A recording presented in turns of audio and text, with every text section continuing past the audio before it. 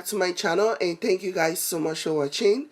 So I made a delicious pot of banga soup over the weekend, and I wanted to share my tip on how I made it happen. And don't worry, every ingredient that I'm using in this video has been pre-washed. I did not put that part on camera because I wanted to save time. I actually feel like I'm stating the obvious, but I know that if I don't say this, I'll probably get a few comments asking me why I did not wash my ingredients. So I just wanted to put that out there.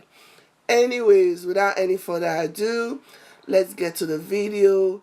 It's a fairly short video, so enjoy, and don't forget to comment, like, and share this video if you care. Thank you so much for watching. I'll see you in my next one. Bye guys.